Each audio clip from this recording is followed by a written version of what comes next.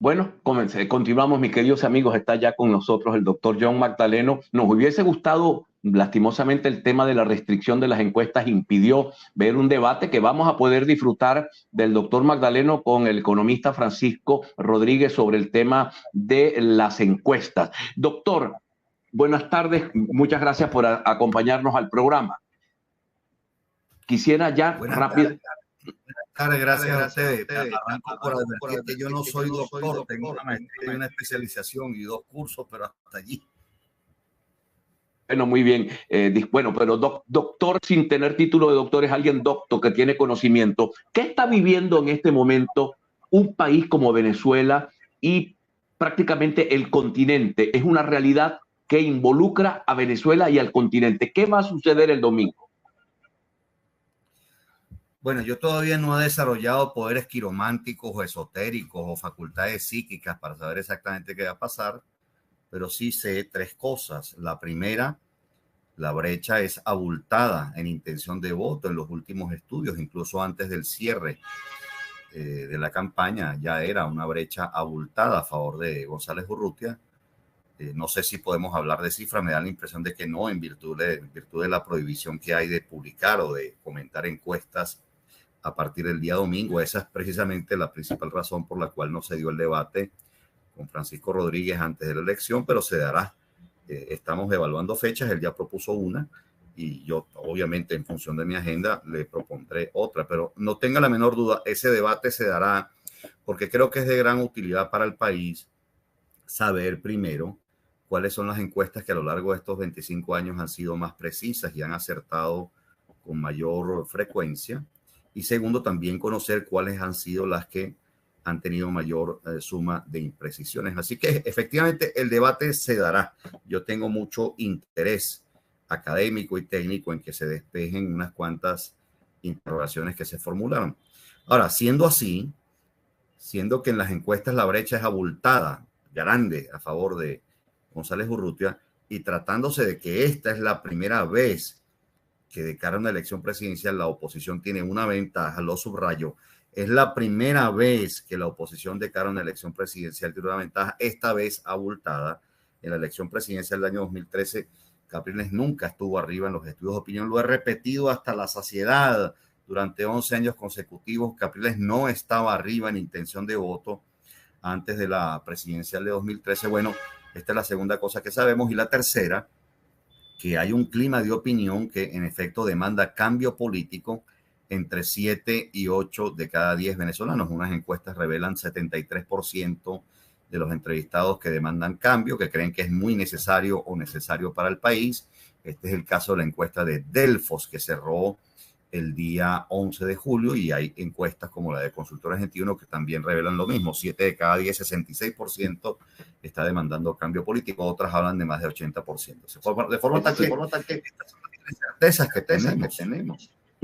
Permítame, cuando yo le hacía la pregunta, yo no le pedía que me adivinara lo que va a pasar, yo le pedía que me dijera la incidencia de este proceso, porque este es un proceso electoral que llama la atención a los venezolanos, pero muchísimo, pero el mundo y Latinoamérica está atento de lo que pasa en Venezuela, porque de eso resultarán problemas en sus propias naciones. Entonces, la importancia del proceso para el país de cara a un cambio político y la importancia para el continente de cara a la calma que necesitan los países y a evitar la abultada migración que tenemos hacia allá.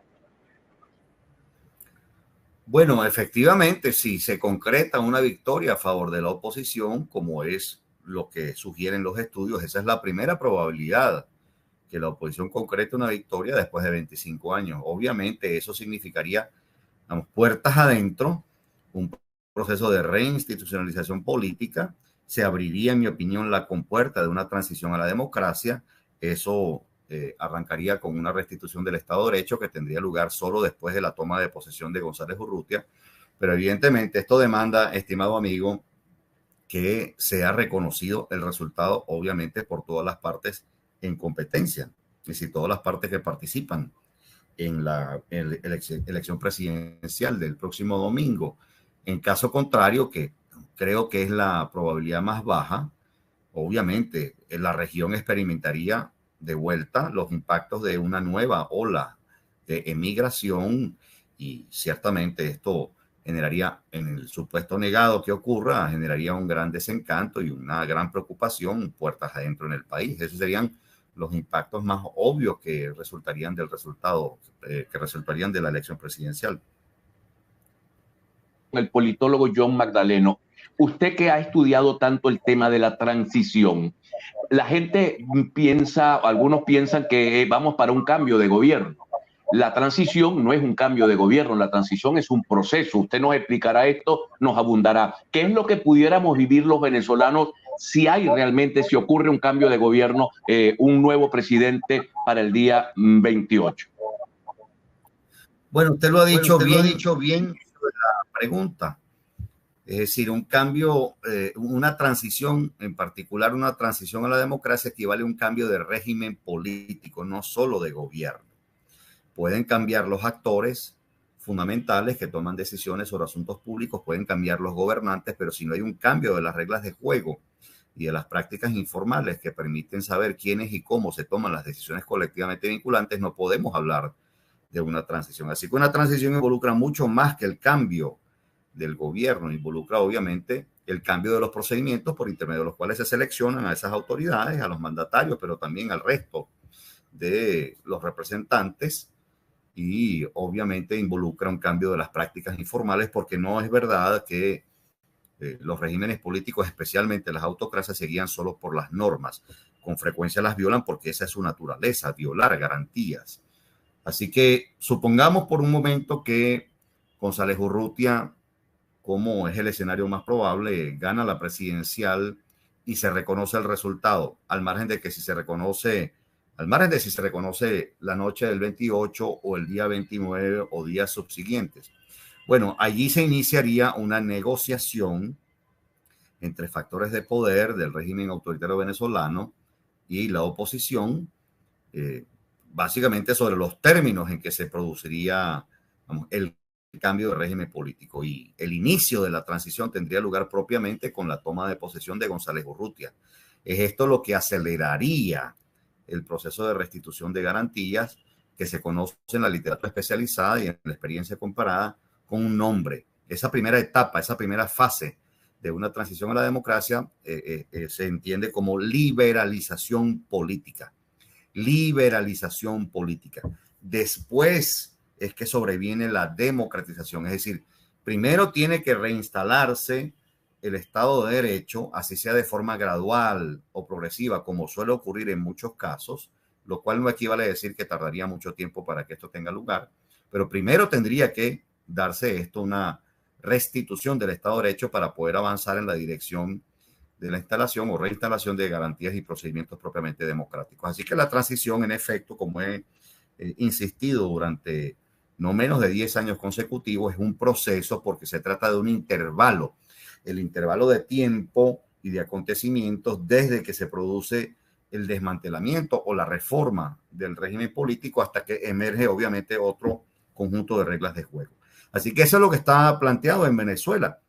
Y se produce la victoria opositora, se abre la compuerta de una negociación que podría dar lugar al inicio de una transición, repito, en el caso de que González Urrutia tome posesión el año que viene. Ha hablado mucho del tema de los costos de quedada o de los costos de salida. ¿Hasta dónde los costos de quedada son altos para Maduro? ¿Hasta dónde los costos de salida son altos para Maduro? Pues que tiene tantos problemas con la comunidad internacional, CPI, en fin. Tenemos ahí una serie de problemas, hasta 15 millones de dólares de recompensa. Esos son altos costos de salida. ¿Cuál es digamos, qué pudiéramos esperar, si es que usted puede decirnos algo sobre esto? ¿Cuál es la situación en la que se encuentra Maduro de acuerdo a su costo de quedada o su costo de salida? Esta es una pregunta importante que vale la pena desgranar de forma didáctica. La idea de analizar los costos de salida y los costos de permanencia de factores de poder de un régimen autoritario es esencialmente estuvo esencialmente inspirada en un texto del profesor Robert Dahl, muy importante en el campo de estudios de las transiciones a la democracia, que se conoce como la poliarquía, así se llama el libro de Robert Dahl.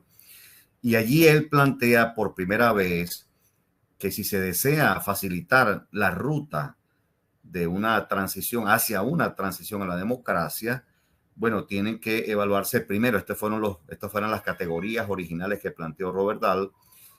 Primero hay que analizar los costos de tolerancia que paga el régimen autoritario, es decir, el costo de tolerar a la oposición y al mismo tiempo el costo de intentar reprimirla o suprimirla.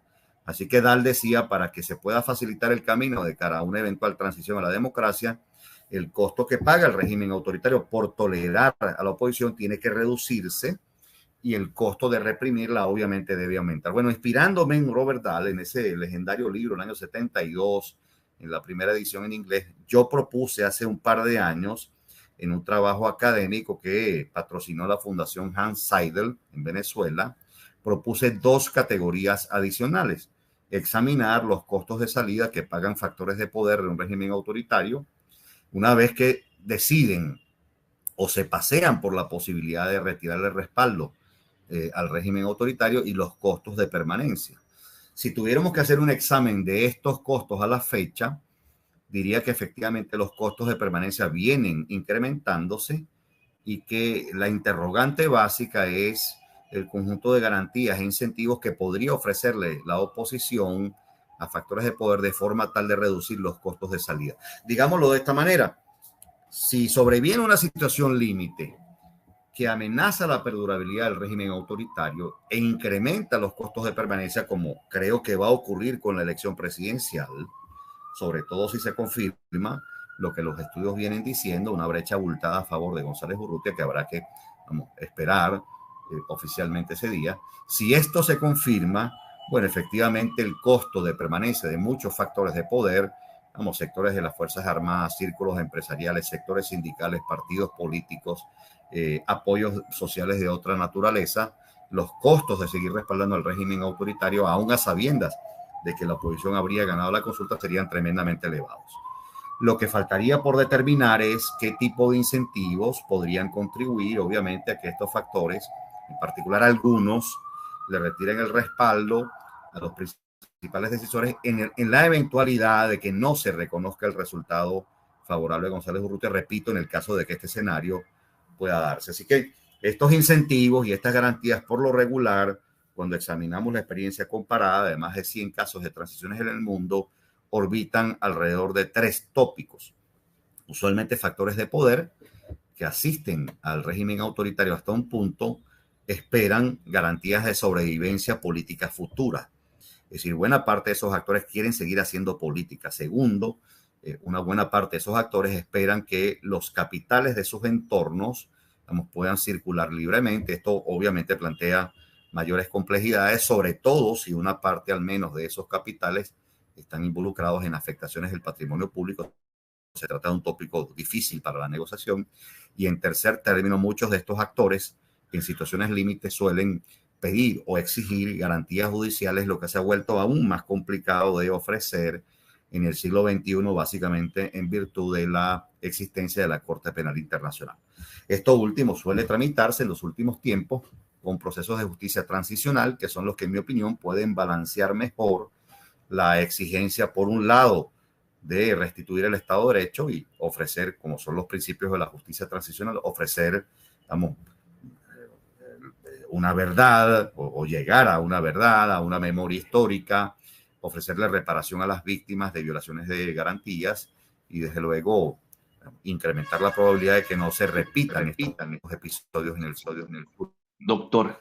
Ahora, por otro lado, es transicional la que tiene necesidad de que se inicie la transición precisamente para que luego haya justicia. Así que hay que balancear ambas exigencias. Es decir, la necesidad de impulsar la transición para que en efecto se produzcan cambios, pero por otro lado, hacerlo de una forma tal que asegure la viabilidad del propio proceso democratizador. No es un asunto sencillo. Eso es lo que he intentado explicar a lo largo de años. Le agradezco de todo corazón que nos haya acompañado. Sé que su tiempo es limitado. Bueno, disculpe que le diga doctor, pero usted es doctor en esta materia y por eso vamos a ver ese debate con Francisco Rodríguez. Muchísimas gracias a usted por habernos aceptado en el programa. Lo despido. Hablamos la próxima semana, Dios mediante.